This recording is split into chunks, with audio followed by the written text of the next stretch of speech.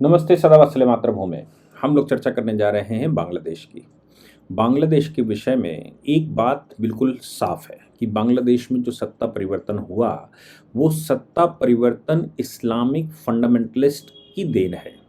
उसमें विश्व की शक्तियाँ शामिल हो सकती हैं, उसमें पाकिस्तान शामिल हो सकता है, लेकिन सत्य ये है कि बांग्लादेश यानी कि जब पाकिस्तान बना था, तो उस समय भी उनके दिमाग में यही बात थी कि हिंदुस्तान को कैसे फ़तेह करना है। अब वो पॉलिसी फ़ेल हो गई 1971 में, और वो पॉलिसी क्या, भारत ने सारी की सारी उनकी उम्मीदें पानी में फेर दिया। केवल उनकी नहीं, पश्चिमी पाकिस्तान की भी, यानी कि आज के पाकिस्तान की भी।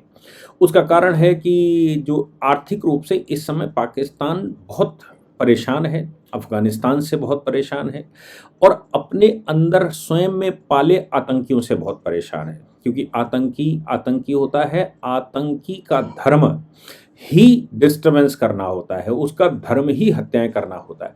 अब उसको अगर नहीं मिलेगा हिंदुस्तान का हिंदुस्तानी, तो फिर वो पाकिस्तानी को ही मारेगा। इसलिए पाकिस्तान भी मोदी जी के आने के बाद पाकिस्तान की ये स्थिति जग जाहिर है। सवाल यहाँ पर दूसरा है। सवाल यहाँ पर यह है कि बांग्लादेश की पॉलिसी विफल हो गई थी 1971 में, क्या उसको दोबारा रिवाइव किया जा सकता है? यानी कि ईस्ट पाकिस्तान और वेस्ट पाकिस्तान, आज का बांग्लादेश और पाकिस्तान दोनों मिलकर फिर से पाकिस्तान बना सकते हैं, ताकि वो हिंदुस्तान को फतेह कर सकें। क्योंकि पॉलिसी तो हिंदुस्तान फतेह करने की थी और विचार भी हिंदुस्तान फतेह करने का था, इसलिए ही पाकिस्तान बना था। पाकिस्तान कोई धर्म या रिलीजन आधार पर नहीं बना था। रिलीजन आधार पर बना होता तो बांग्लादेश अलग ना होता, रिलीजन आधार पर बना होता तो हिंदुस्तान में मुसलमान रोका नहीं जाता। इसलिए ये कारण तो बिल्कुल नहीं है कि पाकिस्तान रिलीजियस कारणों से बना था। पाकिस्तान हिंदुस्तान को फतेह करने के लिए बना था, और फतेह करने के लिए उसने 47 में जम्मू कश्मीर पर आधा हिस्सा कवर कर लिया, फिर उसने 65 की लड़ाई लड़ ली, फिर उसने 71 की भी लड़ाई लड़ ली, फिर उसने छद्म वार लड़ लिया, फिर उसने अप्रत्यक्ष वार लड़ लिया। सब काम करके देख चुका है, और उसके दुर्भाग्य से मोदी जी 2014 में बैठ गए। देश का भगवाकरण होता दिखाई दे रहा है, देश दूसरी दिशा में चल दिया। देश की आत्मस्मिता जागृत हो गई, देश का स्वाभिमान जागृत हो गया, देश का वैभव जागृत हो गया, और परिणाम हम सब देख रहे हैं। नहीं तो 15% मुस्लिम आबादी को मुस्लिम मेजोरिटी कहा जाता था। आज असम में, जहां पर 30% के लगभग मुसलमान है, असम में भी भारतीय जनता पार्टी की सरकार है। ये माहौल परिवर्तन था। लेकिन बांग्लादेश में जो हुआ, वो उसी विचार से हुआ जो 1947 में जिन्ना का विचार था। यही कारण था कि उन्होंने सब उथल पुथल कर दिया। अब अगला टारगेट क्या है? अगला टारगेट निश्चित रूप से वहाँ रहने वाले हिंदू हैं।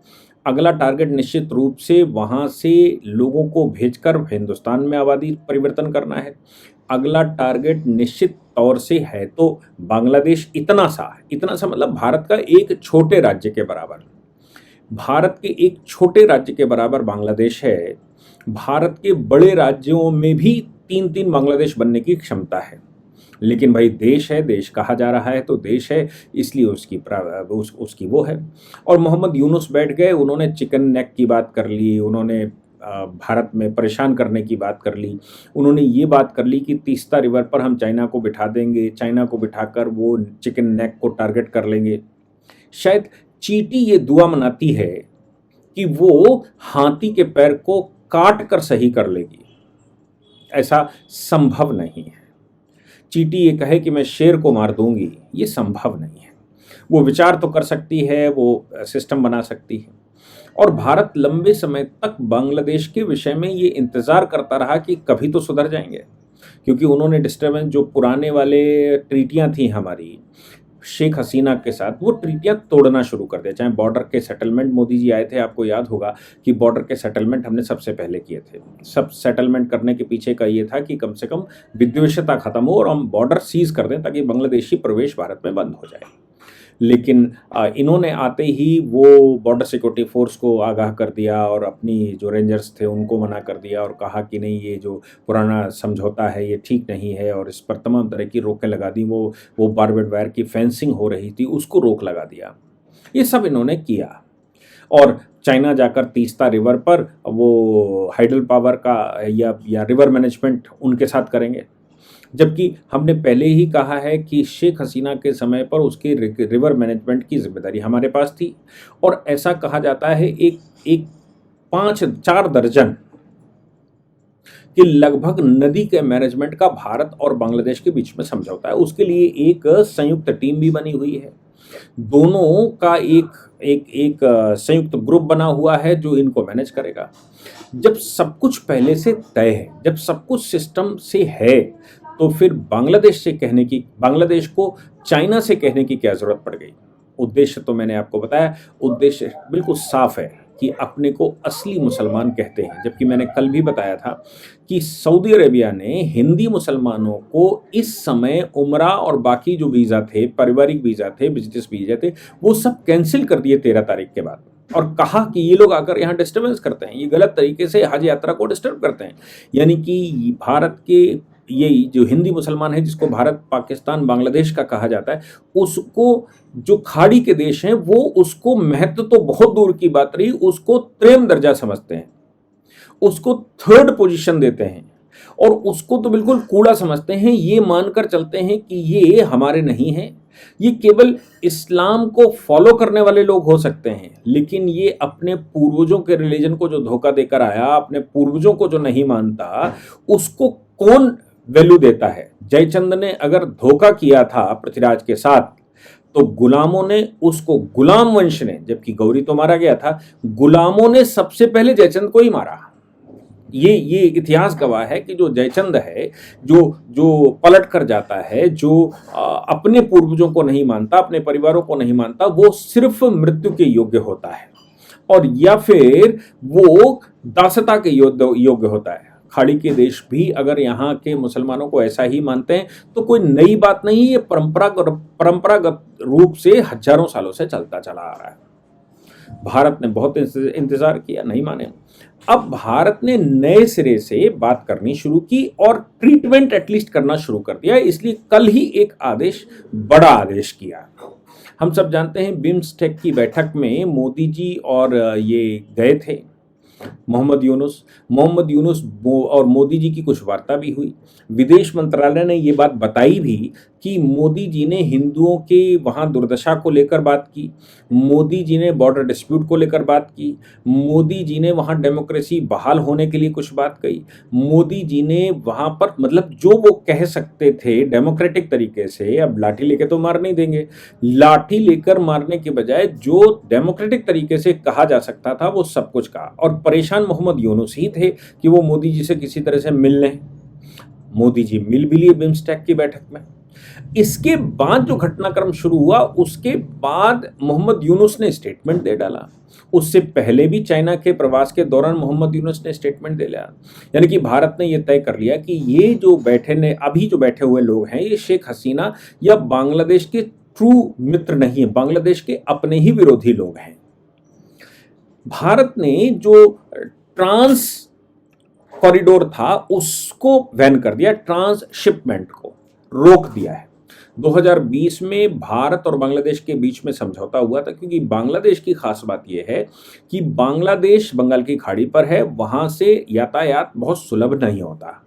लेकिन भारत के बीच ऐसे हैं जो बंदरगाह ऐसे हैं जिन बंदरगाहों से हम यातायात करते हैं और जिन बंदरगाहों से हम ट्रांसपोर्टेशन करते हैं।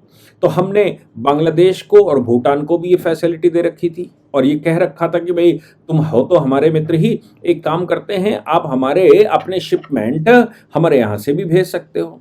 हमने 2020 में वो सुविधा दे दी। सुविधा देने के बाद वहाँ थोड़ा व्यापार सुलभ हो गया और इस्लामिक जो भारत की इस्लामिक कंट्री हैं, छद्म या मैं कहूँ कि छली इस्लामी या नकली इस्लामी, ये कंट्रियों की खास बात, इन लोगों की खास बात यह है कि धन बढ़ेगा, जैसे ही लगता है थोड़ी शक्ति बढ़ी तो ये फिर हिंदुस्तान फतेह करने का ही विचार करते हैं। दिमाग में सिर्फ एक बात आती है कि हिंदुस्तान को फतेह करना, क्योंकि जिन्ना यही कह गया और कहते कहते मर गया। हिंदुस्तान फतेह करने के उद्देश्य से या मानसिक रूप से मन बनाकर मोहम्मद यूनुस बैठ गए और यही बात करनी शुरू कर दी। भारत ने कहा कि 8 अप्रैल से हर सर्कुलर जारी करते हुए कहा, साल 2020 से जारी इस व्यवस्था के तहत बांग्लादेश से आने वाले सामान को भारत के रास्ते दूसरे देशों में भेजने की जिसकी अनुमति दी गई थी, वो अनुमति अब वापस ली जाती है। अब भारत के पोर्ट से संसार के किसी भी देश में बांग्लादेश और भूटान का सामान नहीं जा सकता। बांग्लादेश भूटान इसलिए करा होगा क्योंकि ऐसा न लगे कि केवल बांग्लादेश के खिलाफ हो रहा है। भूटान का सामान तो ऐसा है कि भूटान में भी भारतीय व्यापारी ही काम करता है और भूटान और बॉर्डर खुला हुआ है, इसलिए भूटान का माल तो भारत के किसी भी शहर से ट्रांसपोर्ट किया जा सकता है, तो कोई बहुत बड़ा इश्यू नहीं। लेकिन बांग्लादेश के साथ बड़ा इश्यू है। बांग्लादेश भारत की ओर से बांग्लादेश को नेपाल और भूटान की दी गई ट्रांजिशन सुविधा रोके जाने से पड़ोसी देश का भारत से होने वाला निर्यात प्रभावित नहीं होगा।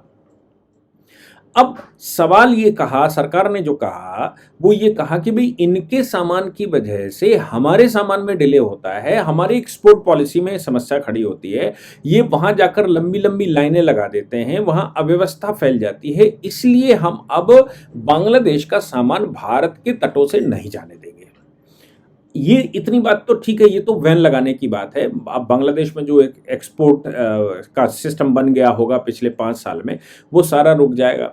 बंगाल की खाड़ी से यात्रा होने से रही, और हवाई जहाज से बहुत महंगा पड़ता है, बाकी कोई रास्ता है नहीं। आप चिकन नेक देख रहे थे, आपके पास खुद कोई रास्ता नहीं है। अगर भारत सारे रास्ते बंद कर देगा तो हवाई जहाज से उड़कर बहुत लंबे समय तक या बहुत दूर तक नहीं जा सकते, ये याद रखने की बात है। इस मामले में ये जो नया प्रसंग है वो ये है कि तीस्ता सहित सभी प्रासंगिक जल मुद्दों पर चर्चा होगी। विदेश मंत्रालय कह रहा है कि अब अगर वार्ता होगी तो इस पर चर्चा होगी। तीस्ता सहित सभी मामलों में अनुकूल वातावरण होना चाहिए, ऐसा नहीं है प्रतिकूल वातावरण में हम बात कर लेंगे। 54 नदियों 54 नदियों का हवाला दिया गया और कहा कि 54 नदियां हमारे और बांग्लादेश के बीच में हैं।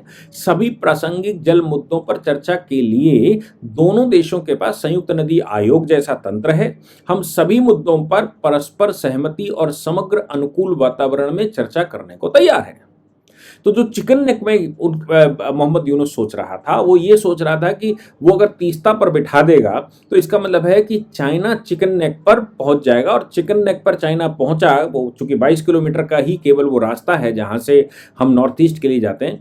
तो ये जो मोहम्मद यूनुस सोच रहा था, वो ये सोच रहा था कि वो चीन को बरगलाकर यहां पर बिठा देगा, और उसने स्टेटमेंट भी ऐसे ही दे दिया। भारत कह रहा है हम तुम्हारी सारी नदियों का अब दोबारा से रिव्यू करेंगे। तुम्हारे यहाँ जितनी नदियां हमारे यहाँ से जाती हैं, या जो संयुक्त नदी तंत्र है, हम पूरी रिव्यू करेंगे, उसमें तीस्ता भी रिव्यू होगा, हम नए सिरे से उस पर करेंगे। यानी कि बांग्लादेश में अगर भारत अपनी तरफ से सही से एक्शन ले ले तो बांग्लादेश में जो अभी बारिश शुरू होगी उसके बाद बांग्लादेश अपनी तबाही ही नहीं रोक पाएगा। बांग्लादेश पहले जीवित रहेगा, तब वो भारत के चिकन नेक की तरफ नजर डाल सकता है, वो चीन को घुसड़ सकता है। पहले बांग्लादेश का सरवाइव करना जरूरी है। बांग्लादेश के अल्पसंख्यक मुद्दों पर भी उस समय मोदी जी ने बात की, तो वो उनसे कहा था। अच्छा देखो, भारत की अपनी पॉलिसी बिल्कुल तय है। भारत इस समय जिस रास्ते पर है वो बिल्कुल तय है। हमने देखा है तहव्वुर राणा 26/11 का मास्टरमाइंड था। 26/11 के मास्टरमाइंड तहव्वुर राणा को अमेरिका से भारत ला रहा है, एक लंबा केस करने के बाद, और डोनाल्ड ट्रंप के साथ मित्रता होने के बाद, उनकी सरकार बदलने के बाद भारत ने प्रयास तेज कर दिए थे और तहव्वुर राणा को भारत ले आए। आप सोचिए कि भारत की कितनी बड़ी रणनीति, कितनी बड़ी जीत है। भारत इन विषयों पर लगातार काम कर रहा है, वो चाहे अफगानिस्तान के साथ उठने बैठने की बात हो, चाहे पाकिस्तान के अंदर जो कुछ भी हो रहा है उस पर भारत की तीखी नज़र हो, या फिर इंटरनेशनल फोरम पर पाकिस्तान जैसे देशों की भारत के ऊपर कुदृष्टि हो, या फिर बांग्लादेश के अंदर हो रहा उथल पुथल हो। भारत ने एक्शन लेना शुरू कर दिया है बांग्लादेश के खिलाफ, और मुझे लगता है ये छोटा एक ट्रेलर दिखाया है। इस ट्रेलर का परिणाम ये निकलेगा कि इस समय विश्व की जो अर्थव्यवस्था उथल पुथल हुई पड़ी है ट्रंप के एक्शन की वजह से, डोनाल्ड ट्रंप का ये एक्शन और परेशान करने लगा है। अमेरिका के अंदर रिसेशन का 100% अनुमान लग गया है, वहाँ की मार्केट भी लगभग 8 से 10% लोग कह रहे हैं गिर गई है। अमेरिका के अंदर की कंपनियों ने एक साथ पूरे देश में, अमेरिका के लोगों ने एक साथ पूरे देश में सभी 50 राज्यों में एक साथ बवाल भी मचाया था। ट्रंप सरकार को आगाह भी किया था कि बर्बाद कर दोगे अमेरिका को। मैंने उस समय कहा था कि इसका सबसे ज़्यादा लाभ भारत को होने वाला है, और अमेरिका अगर अड़ा रहता है तो उसको ही समस्या होने वाली है। परिणाम सामने दिखे कि डोनाल्ड ट्रंप ने 90 दिन के लिए उस पर बैन लगा दिया। 90 दिन का बैन, लेकिन चाइना पर नहीं लगाया। चाइना पर 109% या कुछ ऐसा 100% से ऊपर का टैरिफ लगा दिया है। चाइना ने टैरिफ बढ़ाया तो उन्होंने टैरिफ और बढ़ा दिया। ये सब कुछ बता रहा है कि भारत का प्रभाव संसार पर कितना बड़ा पड़ रहा है और भारत की जो चाल है, भारत का जो ग्रोथ प्लान है, वो कितना बड़ा है। भारत का नेतृत्व कितना सशक्त नेतृत्व है इस समय, जो विश्व को भी अपने इन्फ्लुएंस में लेने के लिए तैयार है। मोहम्मद यूनुस तो एक छोटे से ऐसे हमारे राज्य के, नॉर्थ ईस्ट जैसे एक राज्य के लिए काम कर रहे हैं। मतलब एक छोटे से राज्य में काम कर रहे हैं। बस इतनी सी बात है कि उनको विदेशी आजकल बड़ी चेयर पर बिठा रहे होंगे, हॉट सीट पर बैठे होंगे, इसलिए दिमाग खराब होना स्वाभाविक है। पर भारत ने इलाज शुरू कर दिया। अभी छोटे छोटे शौक देंगे, कुछ समय बाद बड़े बड़े शौक देने पड़ेंगे और बांग्लादेश अपने आप रास्ते पर आ ही जाएगा। जय हिंद, जय भारत, वंदे मातरम।